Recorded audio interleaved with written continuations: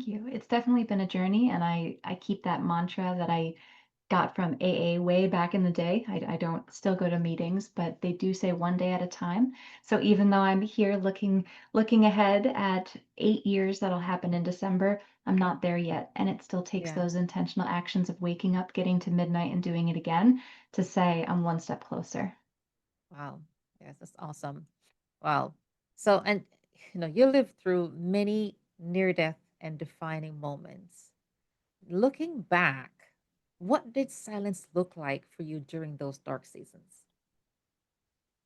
When I reflected on this, because I knew the theme of the podcast and that silence was such a pivotal topic, Yeah. I think about it as if, you eat a lot of unhealthy food and they tell you that that plaque is going to grow up in your veins. And what is the visual of plaque accumulating in your veins? It's a silent killer, right?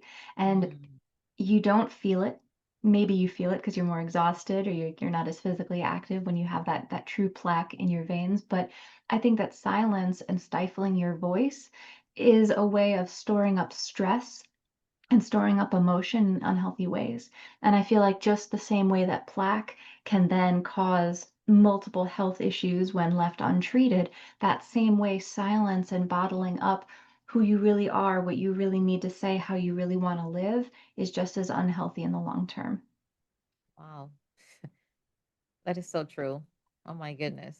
Um, you've said that you've survived all those three things. So you're a survivor. And it's not, and when people generally think of survivor, you think, oh, they survived cancer, they've survived, physical Right. abuse, right? Mm. But for you, it wasn't that, but of choices and circumstances that almost took you out. Now, how did you realize to shift? How did you realize that it's time for you to shift and to see how survival was what you needed to do to overcome, what you were going through?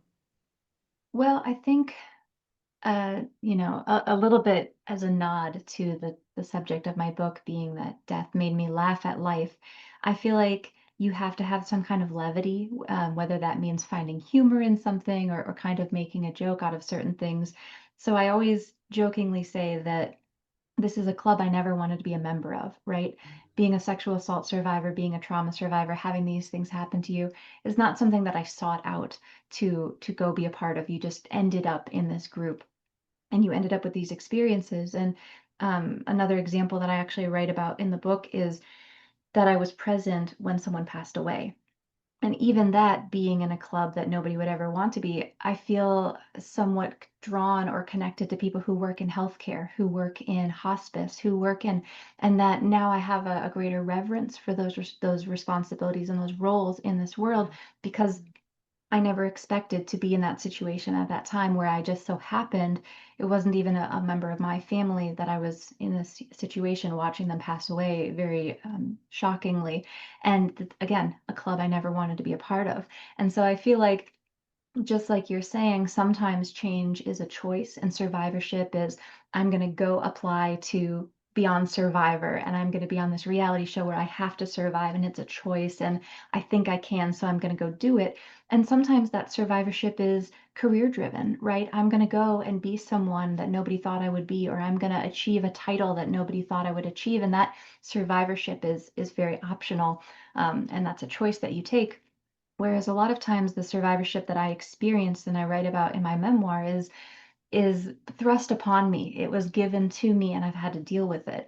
And one thing I do like to clarify because I do feel like the language itself can be a little confusing in my bio. And as much as I have had my moments of intrusive thoughts and darkness and getting to very skirting the bottom of depression and negativity, I don't personally have a moment where I tried to take my own life. My survivorship of suicide is actually homage to my grandmother who took her own life. And that when you are a survivor of someone in your family that was lost to that method of passing, it is so there's so much entangled in that, right? It's not just grief, it's shame. And Mhm. for a lot of time when I was growing up, it was never said that grandma killed herself. It was said that grandma had a heart attack. grandma had a heart attack until I was, old enough to conceptualize and understand. And even then, we really had to kind of pull that truth away from our parents and really understand what happened. And even to this day, the taboo is still so sensitive because those wounds, even though they're over 40 years old, those wounds are so sensitive. And Mhm, so I mhm, think that being respectful to things, because you could look at my book and say, oh, she just wants to be irreverent and sensitive. She's just laughing at everything. But I think that that is the mission of the book, is to have that intentionality and reverence and respect for what has happened in your life. But then say, how do you still find joy and have those moments of brightness in dark places? Because that's how I think we can see not just a silver lining, not just the rose tinted glasses of everything's okay, because now I'm on the other side of it.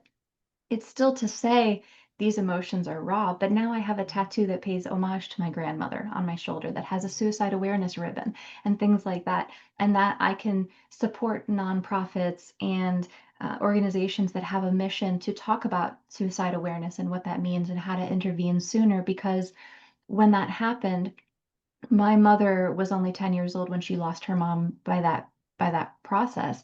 And so when my mom grows up without a mom, how does that change my experience of what kind of mom she'll be to me when the only yeah, example she had of a mother figure was up until 10? So it's not to mhm, say that it's all going to be terrible or it's all going to be wonderful. It's just that is what informed our family tapestry and mhm. created this family dynamic that we have. So I feel like that's an incredibly relatable moment in people's lives, that I didn't choose this path. This is just the path that I'm on, and how do I deal with it? Whether that means that you had family members that were bad influences, or you ran with the wrong crowd in high school, or what have you, and now you're here. What Mhm, choices are you mhm. going to make for yourself moving forward? And I just had a moment in my life where I said, I need to wake up and I need to be more present in my life, take the reins, be in charge. And when I'm defining it and when I'm saying this is who I am and who I want to put out into the world, that it kind of unlocked a lot for me. And so I feel like that's when I broke my silence. Wow, that's powerful. Now, and by you breaking that silence, you made some major life changes in doing Mm. that. What were some of the quiet battles that no one could see? And now you talk about your book and how it's about laughing, and of course, people it's going to probably be misconstrued as, oh, she's laughing everything off. But you've had to overcome and you've had to make some serious life changes. But I'm pretty sure that there are some times you probably look back and thinking, yeah, there were some quiet battles that you had to go through that no one saw, right? Nobody could see it. I think that some of those quiet battles are where we get stuck in habits, and we feel like that comfort zone is called that for a reason, because it feels so warm and comforting, and you're just held in it because you're saying, well, this is the dynamic everybody has, this is the relationship that people have with me, this is what I give to others, this is what they expect. And so I feel like sometimes another very relatable silent battle that happens is people pleasing, is that I'm going to keep however I feel or however I really think. I'm going to keep that under the surface. I may know, I may think I know, but I'm not going to say anything because I don't want to rock the boat. I want to be kumbaya. I want to let everything stay copacetic. And that's my role, is to give that gift to others, is to stay allowing them to walk all over me. And it's not all manipulation and abuse. It's not all big, horrible things. They're kind of little subtle things that build up over time, like the plaque example that we were saying. But when sometimes, and I talk about it in the book when I talk about these experiences, sometimes it just becomes a running joke in the family, right? That I'm this like cat with the nine lives and that I can walk away from all these experiences. So the story that I tell about falling asleep at the wheel, the joke in my family became, well, if you want a new car, just let Sarah drive it because she'll total it and be able to walk away. And so it's funny, it's lighthearted, but it also never addresses the severity of what happened. Or, and for better or worse, there was no parenting reprimand of saying you're grounded for what, because I was already, in my 20s when I had crashed that car and things like that. But when you don't have another influence or interjection of I'm going to make this change, you do have to find it for yourself. And I Mhm. think that when I had that people pleasing tendency and it just kept folding over and then folding over and then folding over again, well, you've origamied yourself into the smallest little thing possible. You don't even exist anymore. You're just this Yeah. shrunken little tightly wound package.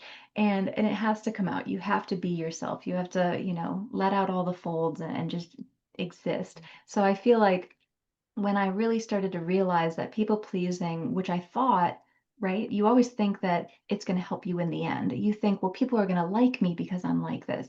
I'm going to have all these friends because I'm like this, or my life is going to go smoothly and I won't have conflict because I'm giving everybody what they want.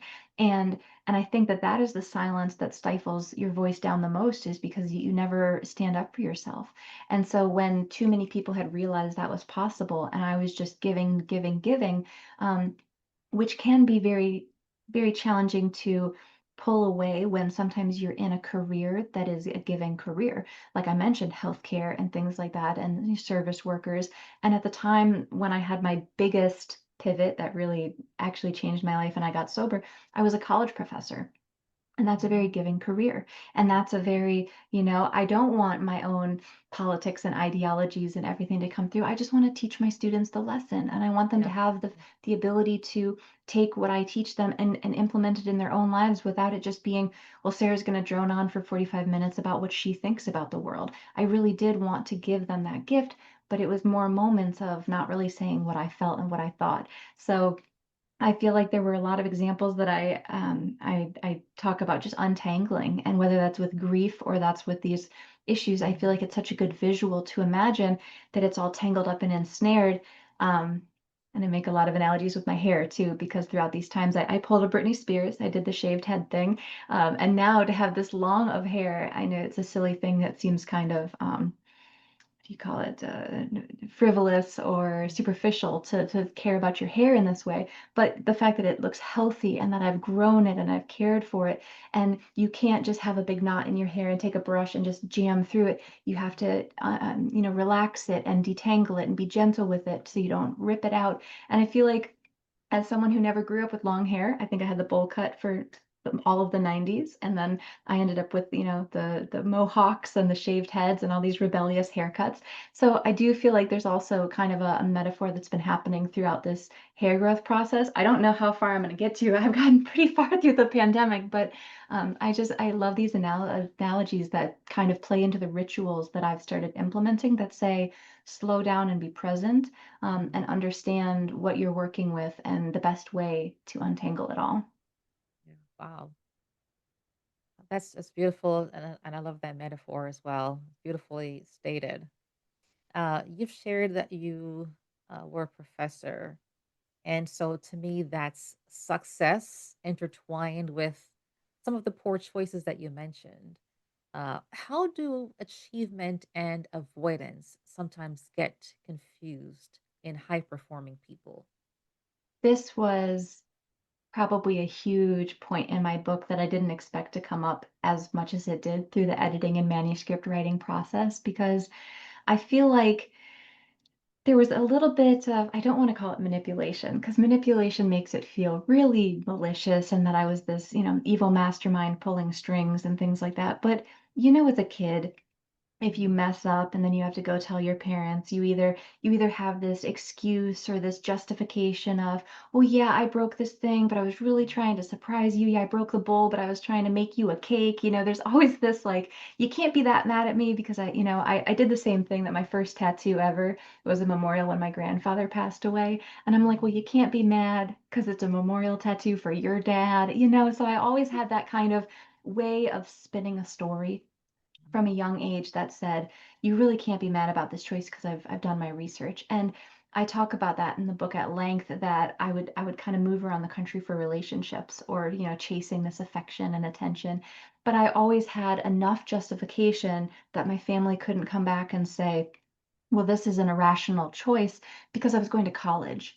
Well, yeah, I'm going crazy out into Colorado from Minnesota, and I'm traveling all these states away to a place I've never been and I don't know anybody out there, but it's for college and it's a really good program. And I'm so excited for this adventure. And I always positioned it as, I'm this person who's going to push boundaries and kind of be out there. So when I did crazy things, people didn't blink. They're like, oh, that's just Sarah. She's doing another crazy thing. And then it kept exacerbating as I moved to Miami for another relationship. I moved to Miami. Well, there's a grad program down there, and it's a really good grad program for what my undergraduate was in. And when I moved to Orlando, well, then I'm buying a house. And even though I was getting deeper and deeper into using alcohol to numb the things that I was running from and the things that I was silencing in myself, I kept saying, but I bought my house at 25, right after I got a master's degree. So who are you? And I talk about it as well that I come from a lineage that has struggled with addiction and alcoholism. So in the same breath that the alcohol laced breath that I'm telling them I'm not an alcoholic, they are also comparing me to all of these worse examples of alcoholics, which people love to do when you try and cut alcohol out of your life. Well, you're not as bad as Amanda. Well, you're not as bad as Frank. They're trying to say you can still be my drinking buddy because there's worse people out there, which is super insensitive, by the way. Please, if people in your life are cutting alcohol out, stop coming back with quips like that because that's not what they want to hear. They want support. They don't want comparison. And so I think that I was still convincing myself that my bad decisions were just like when you're in college and you're going to parties and you're living a little, and there's all of this language that's built in our society that it's okay to be a little bit bad, right? And there's this kind of like sexiness or enticing, just it's like romanticized to be a little edgy or dangerous or to sneak out or to do, and you see it in movie tropes and things like that all the time. And so for me to say, well, I'm not, I'll echo what they'll say. I'm not as bad as all these people and I'm achieving all these things. So why would I need to change? And so I think I was fooling myself in a lot of those years until I started to realize how many of my decisions I was masking with those coping mechanisms. And then when it all came to a head and I said, I can't do this anymore. I can't fake it. I can't. And to everybody else looking in, it just looks like this confident young woman living her own life, being independent, traveling the world.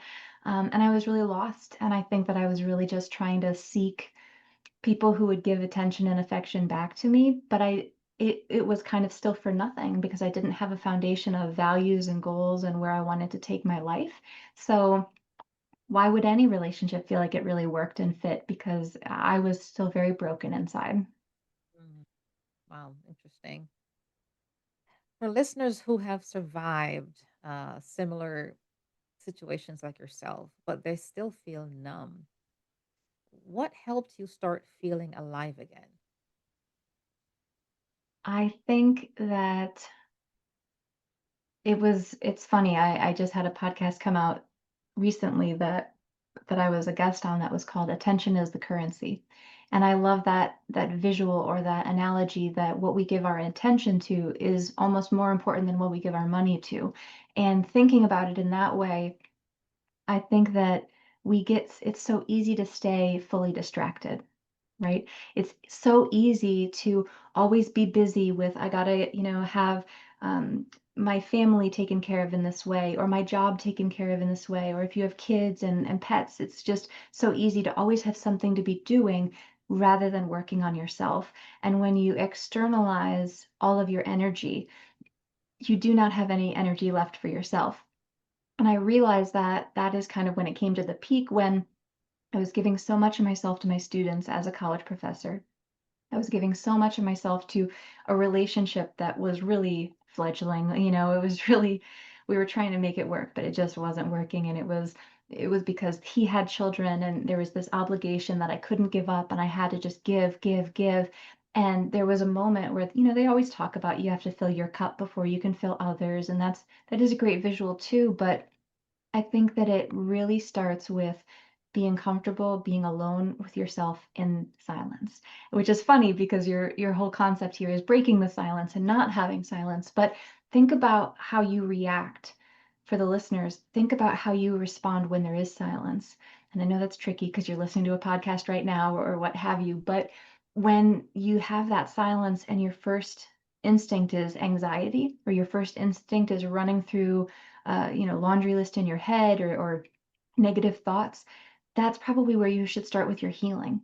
Because when you constantly are, multitasking or doing all of the things or doing too many things all at the same time, you're really not in tune with yourself. And it's only once I got further into that healing that I actually started getting some of those rituals and practices that I could do about, not just meditation, which sounds a little like plastering over a problem sometimes when you're in the thick of it.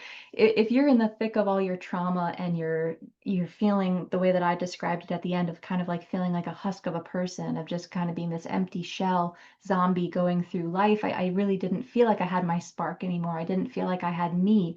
I had lost that, and I was just giving myself so much that there was nothing left of me, that I just whittled myself down. And when you're feeling like that and someone comes up and goes, "Well, just meditate," it feels that's where it feels maybe a little insensitive or patronizing, like you're not understanding how much I'm going through if that's what you think. But I hate to break it to you, but some of those things do help down the road. That's just not the point where you want to accept that. So I feel like it starts with being grounded, being present with yourself, and whether that's with like actual body touching behaviors and techniques that you can use. I feel like it starts to know your authentic heart, and then go out from that and say, now I can, if I need to set boundaries, I'll set boundaries. If I need to not go to these types of events because they make me uncomfortable, I'll start filtering everything else out, but it comes through the lens of me now, rather than it coming through the lens of the world, and I'm nowhere in the equation. Mhm. Interesting. You mentioned that you at one point had to sit in silence. Uh, was any part of that because of shame, where you have to let me just sit in the silence, and then it was because I don't want to share what I'm going through. I don't want to, or I don't know how to express myself in that moment. But did shame itself play any part in that? I feel like shame has been a huge theme throughout my life, whether it was with those examples that I gave before of the loss of my grandmother before my birth, even. But then in my life and examples with shame, I feel like because I was doing so much to make others happy, that it ended up doing so much that I didn't want to do or I didn't want to participate in, and still going through with it and still kind of putting on a smile and thinking it was okay, because it was for that kind of acceptance or affection and what have you.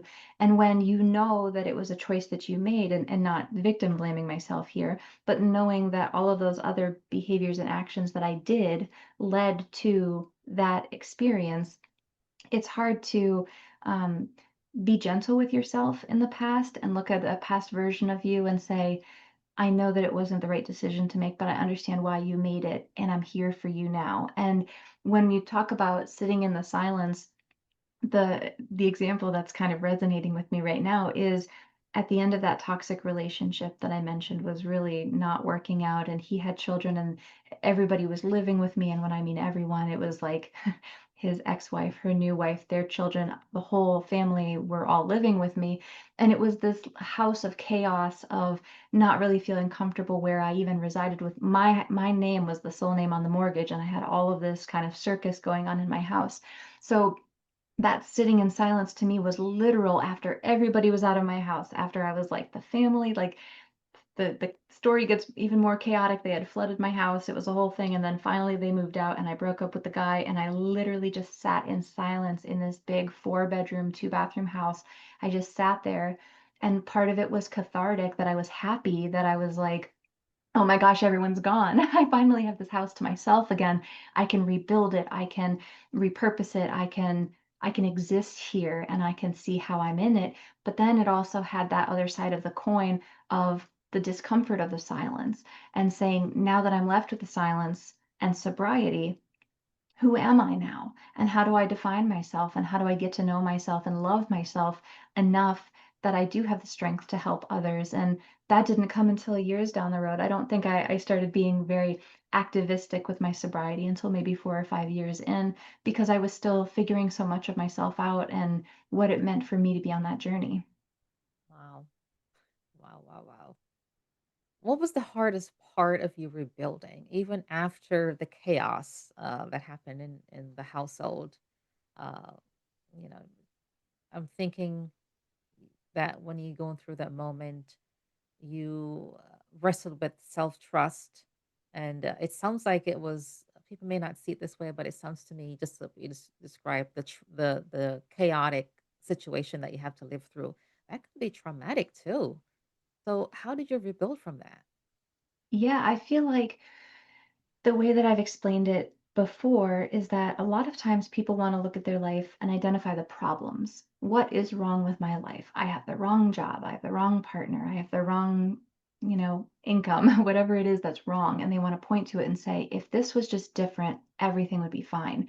And what I always realized is that that's kind of like chasing a carrot, right? And that crazy ex, he had this job and it felt like the job was always promising the net. It was a bad job, but they kept promising, oh, well, when you get better trucks, it'll be better. When you get a better schedule, it'll be better. And they kept promising the next thing, the next problem that they could solve, and then it would be better. And what I think is so much more helpful in healing and in that process is to look at patterns, not problems, because problems are everywhere. And even in great situations, you can see problems with it. But when you look at patterns, it starts to I ask myself, what was the pattern that drew me to that partner? Why did that feel safe? Why did giving of myself to all of these people come so instinctually? And so I feel like the hardest thing about rebuilding, which again, spoilers for your listeners, you're always kind of dealing with, is that these patterns are so comfortable and they're so ingrained that they always keep coming up. So here I am, even 7 years removed from that situation, removed from alcohol, and I still have things that come up, and my default is to be defensive, or my default is to be combative, or the first knee jerk reaction to a problem or situation is to act the way that I used to act. So I feel like the hardest thing is honestly to rewrite so many of those behaviors and take a breath with yourself and say, I'm going to approach this a different way, or I'm going to change how I respond, because they happen in such a blink of an eye that they can be hard to catch. And so I feel like that's one that even to this day I'm still working on gently. Wow. What have those 7 years taught you about peace? And it's not so much about perfection. People think that they have to be perfect, especially when they've gone through some things. Uh, but in this instance, I detect that it's not about you being perfect, but about you having that peace. Well, I think, again, not, I feel like this talk has just shown so much of my life revolved around the people pleasing, but I feel like I always believed, and maybe it is kind of from my childhood and from those early influences, that I felt like peace was made, or you achieved peace when everybody around you was happy and okay. And so that's what I learned, when I had to grow up quicker than I probably should have, and kind of acting like an adult as a kid. And making sure to my little brother that I was kind of like a mom, because my mom was a working professional, and so I would have to like make sure that my little brother was okay. And then later in life, I took him to school while I was in college down the road, and so there was this kind of always checking in on others and making sure that they were good. And I thought that that was what was going to bring me peace. But then as you meet more people and you go out into the world, whether it's college or just life, and your circle expands, when you don't know how to turn that setting off and you're still trying to say, I want to make sure that everyone around me is good all of the time, whether I'm at the bank, whether I'm at the this, and they're not even people that you might even be emotionally invested in whatsoever, but you always feel like you have to give so much of yourself. That's not to say don't be nice to service people, or don't be nice to waitresses and janitors and bank tellers. But it's just to say you don't have to go so out of your way to, if you don't have the bandwidth for yourself, you don't have to make it your mission to make everybody's day. And you don't have to give to this high level. But I felt like so much of that in my whole life was my identity. And that's what people expected of me. And that's what I had to be for people. And I feel like, it might sound cliche to say that the truest peace is inner peace, and that's where it has to start from. But I do believe that when you are a peaceful person, and when you don't have that lava volcano erupting inside of you of like, I used to joke and say long fuse big bomb. That's what I was, right? I didn't have I wasn't quick to anger before. I would let people walk all over me for a really long time, and then I would just burn the bridge and implode it like it was a Tom Cruise film. And it was just this huge explosion, very cinematic, and then no one's coming back after that. And so I feel like it doesn't have to get to that point. Once you find that equilibrium, once you figure out your values and you know who you are and you're living in an authentic way, then your peace, your ocean is still. As I'm inspired by your virtual background, your waters are calm, and then you can go to others and be a life raft. But if you're rapids, you can't bring anybody into that. And so I do feel like it has to be something that's just like love. It starts inside, and then you can give it to others. Wow. I like again the metaphor of the bomb and the explosion. I generally think of that as the like the pressure cooker where you Hmm. stay silent, you stay in the muck and the rut of it all, then you just get tired and sick and tired until you can't take it anymore, and then you just combust, right? Like the pressure Right. cooker just, the steaming and it builds and builds and builds until it can't build any longer, and you just explode. Uh, wow. Now, in I believe it was in your response to the podcast that I had submitted when I was asking about who wants to be on, you had Mm, written about that you found joy after life tried to beat you down. mm. What does joy mean to you now on this side of the fight? Well, I've said before on other podcasts and things that it's hard to write a memoir young because when you're talking about all these pivotal experiences and things that you've gone through, you have to kind of determine when in your life you're going to stop writing about things that happened to you. Because obviously, I'm still on my sobriety journey. There's no end date for certain things like this. And so the analogy that I kind of use because I love visual and wordplay and things. But you know that game where it's a wooden paddle with a rubber ball on the end, and then you kind of just paddle that ball against the paddle? Mhm. That's life, right? You're the paddle, the ball is life, and that ball is coming and whacking you at the paddle. And sometimes it's a really long time between that when that ball comes back and hits you, and sometimes you feel like it is boom, boom, boom, boom, boom. You're getting hit by it repeatedly. And sometimes you just want to rest. You want ball in a cup. You just want it to like not be moving for a minute and just chill and have some respite. And so I feel like what ends up being relatable in my stories is not the fact that any one of my stories in the book is like the worst thing that could have happened to someone, like locked in a closet for 7 years and abused, or, something that's going to end up as a Netflix documentary. It's the fact that it's like the death by a thousand cuts, it's that life just keeps lifing and that there will always be dark moments. And I don't mean that in a really macabre and pessimistic way, but no matter how good we try to live, life will always throw challenges our way. And I feel like it is the most empowering thing to be able to just better handle those moments. It doesn't matter that you're going to get out of them all unscathed. It's not trying to say that it's some secret to success to make them all go smoothly or to save every relationship or to have everything, because that's what I was trying to do before, right? I was trying to be even keel, everything is smooth, no ripples. And that's unrealistic. The reality is that when those moments are happening or when you've gone through those things, how do you give back to yourself? And I feel like that's a little bit of that joy after trauma mentality that I have, is not saying that laughing at life is looking at things that happen to you and being dismissive or ignoring them or putting your head in the sand. It's actually to say, well, you know what? I've got a really busy weekend. So on Monday, I'm not going to take any calls. It's acknowledging this is the challenge that I'm facing, and then this is how I'm giving back to myself in a gentle way.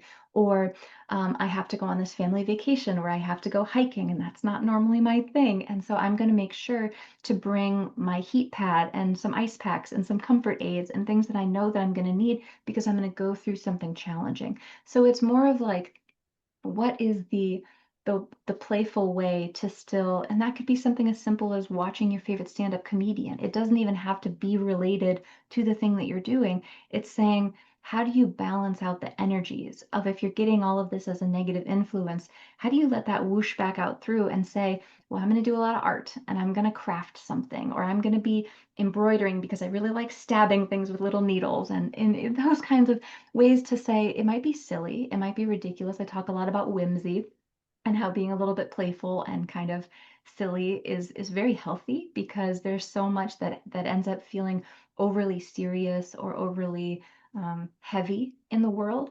And so to just like have little moments of whimsy, whether that's making up fake names for things or having like a best friend stuffed animal, things like that, like it can just be enough of a shake up for your brain that reminds you that you don't have to stay in these, we know the term doom scroll now, where you're Mhm. just like on your phone and it's for no other purpose than just being like a zombie and continuing to scroll.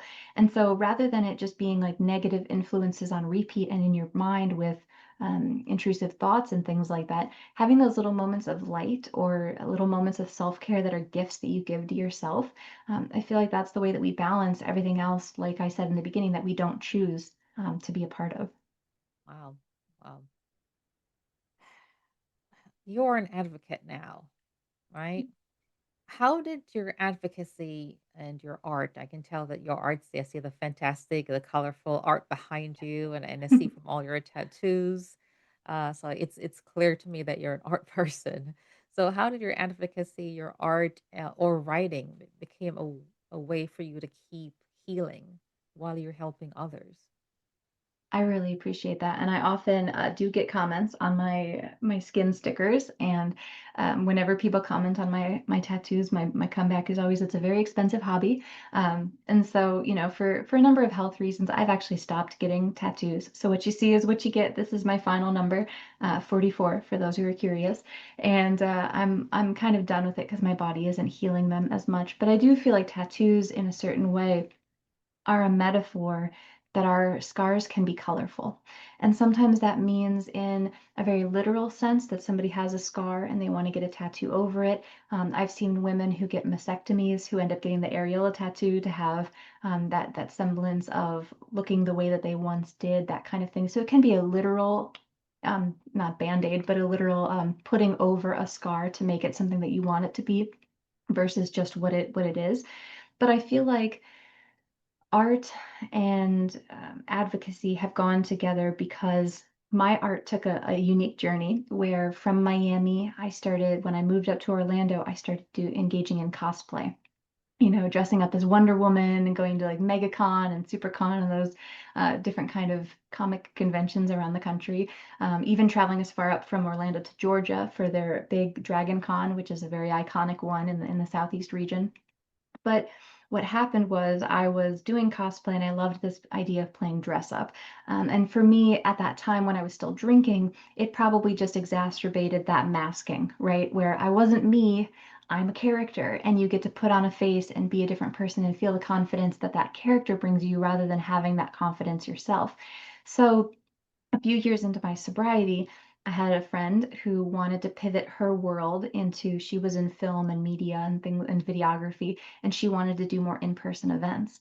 And so I had this crazy idea. We bonded together, and I said, what if we had sober events that were just as fun as other parties so people could just feel safe in a space that it was non-alcoholic, and we have everybody dress up but not as costumed characters because that, not everybody wants to be Kermit the Frog or Wonder Woman or a character. So we'll have everybody dress up like pinups or just dress up as like retro, and we'll call it Sober Betties. And so it became this event. We did it for we did in-person physical events for 2 full years. Last year and this year, we did physical in-person events. Right now, it's taken a little back burner. It's just a very nice Facebook community. So if your listeners want to join the Facebook group, it is definitely still there. We've just taken a small hiatus from the events. But that was really where I started utilizing that advocacy of my sobriety. I started partnering with Mothers Against Drunk Driving. There's an organization here called the Victim Service Center of Central Florida that helps people who are either going through trauma or processing past traumas. So whether you're in crisis or in, kind of where I was looking back and unpacking things that had happened to you years prior, they have resources for everybody. So I always tell people I might be an advocate, but I'm not a therapist. I'm not a doctor. I'm not going to be the one to help you. But if I can be the one to inspire you and then point you in the right direction, no matter what you need, and not everybody has trauma related to alcohol. Some people just didn't really like it, didn't really drink, didn't like how they felt with it. Maybe they're allergic to it. So it became a safe haven that didn't have to feel like Alcoholics Anonymous, that didn't have to feel like I'm checking your sobriety at the door. We actually had a ton of people who attended the events who were drinkers, and it was just a night that they got to take off, that they didn't feel the pressure of everybody around them feeling like they had to drink. And so I felt that that was a really beautiful way to combine my event planning background with my creativity and my dress up, because what you didn't realize when you're playing dress up is that I've tricked you into being confident. That when you put on that Wonder Woman costume, you gain her confidence. But when you're dressed as a pinup or in some retro attire, you could still go to the grocery store afterwards, and you're just dressed nice. You're not dressed in a costume, and then people don't feel like they need that liquid courage. Wow. Yeah, nice way to put that. Thanks for sharing that. Uh, Yeah, I can see how the art played into all of that. Interesting. Because as you're talking, I'm kind of seeing the visual as well. I've never gone to yeah. one of those cons, but I've heard of it. My kids, uh, they love that. I think they try to. I think they've actually been to. My daughter actually been to a couple of those. My son been to a few of those as well. Interesting. Wow. What message do you want your upcoming book, Dead Serious, to leave with readers? I think that there is still so much taboo surrounding death. And when I set out to write a book, I knew that I had a book in me, but I didn't really know what the subject or the through line was going to be. And my fiance will jokingly say, aren't memoirs for people who are like old and successful and they're writing back on like, follow these steps and you can be successful like me. And that could be true. Um, but given all of my near-death experiences, I just feel so grateful for what I consider to be this borrowed time that I'm living, that I really don't know if tomorrow I'll be hit by a bus or, an aneurysm takes you out and, crazy things happen. I knock on wood, I do, um, but the reality is that we are temporary people. And this is temporary. They're all temporary experiences, the good, the bad, all of it. And so when you know that it's all temporary, it makes you value, it's very Buddhist, right? It's when you know that it's all temporary, it makes you value the good times even more because you're so grateful to have them. And it helps you push through those challenging times because you know that it will pass, because even the hardest things you've already been through have passed.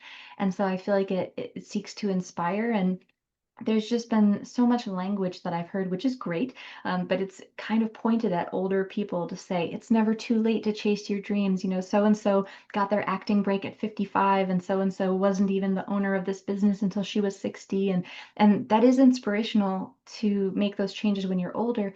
But when I was only 27 when I quit drinking, that's not the age that you normally associate with sobriety and the pinnacle of I'm going to get sober. That's kind of when you're still in the I'm in my 20s, I can, live and experience life. So I feel like maybe that's my mission while I can still consider myself like a young person. I can say, to look back and say, you're never too young for that wake up call. You're never too young to just take stock, take inventory, check in with yourself and say, is everything in my life serving me? That's not to say, is everything in my life perfect, but is everything in my life that does it need to be here? Because if not, maybe I do need to set a boundary. Maybe I do need to actually be applying for different jobs or seek something else or seek help for the things that I can't accomplish myself. And when you have that direction, when you have that mission in life, that's what I really feel like guides you and propels you. And if you believe in that manifestation, I think that that's when the opportunities come back to you because you're putting out into the world, this is what I want to achieve. And if even a fraction of that comes out of the book, I'll consider it a success. That's awesome. You often say that you're never too young for a wake up call. Talk about even as your fiance mentioned about you writing a memoir and thinking it's for older people because you're still young. Uh, so when you say that about never too young for a wake up call, what does that mean to you personally? Well, I think that if I would have listened to others, because I was very in the headspace that I was just gonna take what others said at face value and think that they had my best interest in mind, which they very rarely did. Um, But if I listened to others and I let people get in my head about, oh, you're not as bad as so and so, and comparing me to the other alcoholics that we knew, if I listened to that, I probably wouldn't have stayed sober. Remember distinctly going to an event with a friend, and she gets in line for this food truck, and she's about to order herself a drink, and she turns around and she goes, "Are you still doing that sober thing?" and it was, if I felt more shame in that moment of, oh well, I'm embarrassed that I'm making this choice, I should just be cool and drink again, and I should just do what these people want me to do, because it seems cooler to keep drinking, I probably would have relapsed. I probably would have, not been as successful as I was. But, I had a very challenging moment when it came to, and I never mean to speak ill of any organization, but I didn't necessarily have the same values as AA. And there was a moment where I was about to get a sponsor, and she shared with me, that because of a division of our values, that she was not going to be able to be my sponsor. And I remember so distinctly sitting in the car with this toxic boyfriend next to me. He was driving, I'm in the passenger seat, and I'm getting this news from this person who was going to be my sponsor, who was then saying, I think you're still an addict and I'm not going to help you. And I took a deep breath and I thanked her. I said, "Thank you for sharing that with me. I wouldn't want you to compromise your values." But I remembered that that was probably the biggest crossroads of my life. That was probably the moment that said, no one's going to save you. No one's going to swoop in, not a sponsor, not a parent, not a loved one, not, a religious body. Like, you are here to take your life, take agency, and do what you need to do with it. And I thanked her and I hung up and I stayed sober. And I could have hung up and asked him to take me to a bar, because his first response when I said I was going to get sober was literally, "Well, that's a bummer because I love drinking." So he was not necessarily about that, having a sober girlfriend life, and thinking that it was a positive change for me. So I knew it was kind of the first time that I really did something for myself, and I didn't realize how big of an impact it would continue to have. So it doesn't have to be sobriety. Like I said, when I say you're never too young for a wake-up call, you might have no problems with alcohol, but there's something else in your life that you're kind of just letting by. And what is that? Because you probably know what it is, because it makes you uncomfortable that you're keeping it in a box. And once you realize what that is, and you really stand firm in those moments where other people are going to kind of tell you and challenge you, um, the more that you stand up for it and say, no, this is really for me, and I'm really still doing that sober thing, and I'm going to thank you, but I'm going to stay sober. And you probably don't think that I can stay sober without meetings, but I'm going to show you that I will. And when you do it for yourself, I feel like it's the biggest gift you can give yourself. Wow. That's amazing that you were able to uh, respect yourself enough to say no. For those who didn't believe in you, your friend who said you're still doing that sober thing, and even your fiance or your boyfriend next to you, saying that, oh, this is your thing, this is not my thing. And for the person at AA who said, no, our values are not aligned. For all those three things, it could be easy for you to go back to it and self-sabotage, right? After Mhm. you've tried and become sober. And maybe not everyone would be able to overcome that, but you have. And to me, that's very, very commendable and respectable as well. Unfortunately, not a lot of people are able to do that. What would you say to someone listening right now who feel stuck in the same cycle? They don't have that support system. Thank God that you found that in yourself. What would you say to them? Well, I would say that it's kind of like we were talking about earlier, about loving yourself and having peace with yourself, and that these moments have to start with you.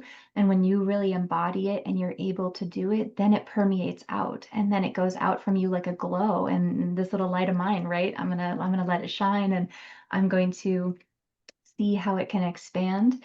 And I Yeah. feel like there were so many challenges. I tend to take a lot of influences, whether they're spiritual or religious, but there's that, the story in the Bible of Peter denying Jesus 3 times, and you kind of have to go through that. And whether you're religious or have that point of reference or not, you are going to be challenged. And I feel like you can't go into something just believing that if you think hard enough, or whatever, that it's just going to work. You have to anticipate those moments where you're going to be tested. I still remember the night after I decided to quit drinking, I had gone out to this like cowboy themed bar downtown Orlando because that was still the crowd that I was hanging out with. They were the drinking people. And I remember thinking it was so cool that I was the one like handing the shots to the other people, that I was the one like between as the intermediary. I'm like, this is weird. And then I realized like I really don't like being around drunk people anymore because when you're not drunk, they are not as fun or funny or interesting. And another really, really prominent challenge that I experienced shortly after getting sober, and again, this was maybe like 2 weeks in, so this is not like a year anniversary or anything.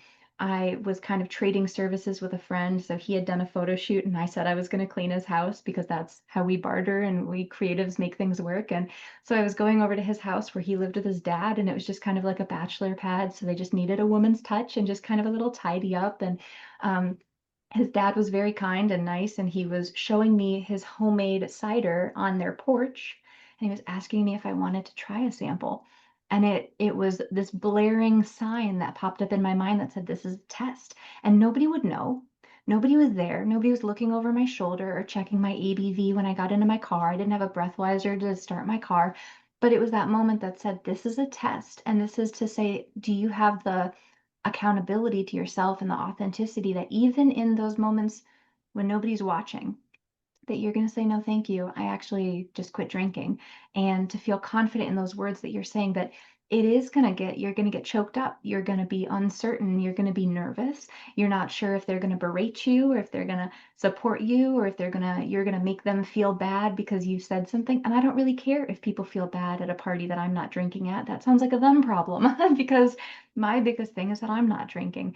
And so I feel like only now that I can laugh that much about it 7 years later and say, wow, I could tell that that was a test, but in the moment it felt like I'm going to insult him. I might as well spit in his dad's face if I'm not going to drink his cider. And instead I said, I think that this is an opportunity that I can test out how it feels to be sober and know that it's really what I want.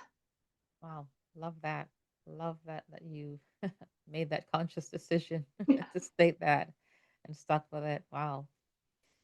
What's one daily practice that helps you stay grounded or fully and not just grounded, but fully alive? Well, I think that the act of being present with the rituals that I've chosen is probably my favorite connection. And that doesn't mean, because I know how I get with checklists and that obsession with I have all these things to do and there's my work to-do list and my home to-do list. I mentioned we just bought a new house, so it feels like there's a never-ending home to-do list of paint this, order this, move this, clean that.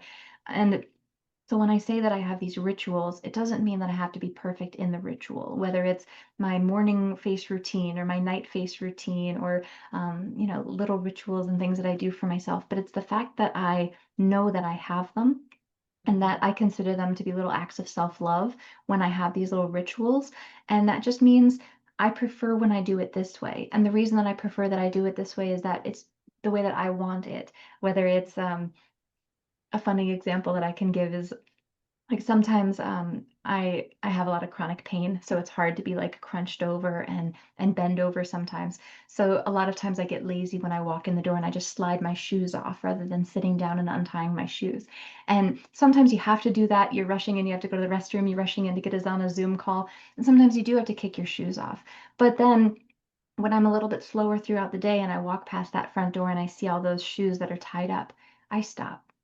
I untie the shoes. I'm not going anywhere. I'm not putting them on right now. I'm just untying the shoes. I'm putting them back and I'm leaving because it's a gift to my future self that when she needs to go put those on, they're untied for her and they're ready. Because that's the thing that frustrates me is when I go to pick them up and I go, oh, and then what does that go? It goes into those cycles of negative self-talk. Oh, you're so lazy. You can't untie your shoes. Rather than getting into more cycles of that, I say, what are little gifts that I can do around my house or around my life and just interject them so that it doesn't feel like more to-do lists and more things. But when I notice it, just like we would if we loved somebody else and we would look and say, oh, this is going to help them. I'm going to get their coffee ready, or I'm going to get this ready for them, or I'm going to wipe off the counter because we both live here and that's my contribution to the household. Just like you would do it for someone else, have those moments where you give back to yourself, and it really fuels me. I love that. I love even the shoes analogy because it to me is like taking a pause and Mm, saying, okay, so it's helping my future self. So when I'm ready, I don't have to. I'm kind of preparing myself so that when the time comes, it's easier, right? It's an mm. easier transition or easier or place to do it. I love that. Wow. And finally, finish the sentence for me. Silence becomes dangerous when Mm. what? I feel like I was not prepared for this one, but I would say that I would finish the sentence by saying silence becomes dangerous when it doesn't let your heart out. Because I feel like that's what it felt like, is that my heart was trapped, and that I wanted to be perceived in this world as somebody who was so giving of my heart, and I wanted to give all these things for other people. But it really was the opposite of it. The silence confined my heart. It kind of locked it in this chamber in my chest, and by speaking out, not just speaking out against things that I dislike, but speaking up in the advocacy space and partnering with those organizations and being able to share my story and say, I'm not afraid of what I went through because I feel like it empowers me, where I feel like a lot of time before it was coded in shame and kind of like, how do I tell my story without just feeling like, oh, I did this and I just made a whole bunch of bad choices and here I am now. That when I can look at the patterns and I can kind of untangle it and be gentle, then my heart really does shine. And when I was that opposite of it, when I felt like I was that husk of a person and I had given so much that there was nothing left, it almost felt like, to give another comic book example, like when they snap and then everybody turns to dust and kind of floats away. That's what I felt like I was turning into, is that I was dissolving, I was fading away and in an instant. And so I feel like with the voice, it lets the heart out. Wow, beautiful. Yeah, I speak about this all the time about, silence, it's erosion, it's slow erosion. Mm, The dust that you're talking about, that's your self or your body eroding over right. time. And I love the fact that you touched earlier about sometimes you can sit in that silence, but other times you need to be able to break it, to be able to use your voice for good, and not just for yourself too, but to help others. Wow. Sarah, thank you so much for sharing your story, for sharing your heart, for sharing your arts as well as your heart. It's been a pleasure having you on and learning a little bit more about you and what you've been through and how you've overcome from that. So Sarah's story reminds us that silence doesn't always sound like pain. Mm, Sometimes it looks and sounds like functioning, and she's obviously functioning today. But, healing isn't about appearing okay either. It's about finally choosing yourself, just like Sarah chose herself. So, anyone listening, maybe you have hit rock bottom, but just know that rock bottom isn't the end. Maybe it's your wake up call. And like Sarah said, you don't need a near death experience to start living again. She's living again and she's alive, like really alive. And I want to leave you with this. You just need a decision. Sometimes all it takes is one decision to make it and to be alive again. So, Sarah, thank you so much. Thank you for today. And hang on one second before I stop the recording.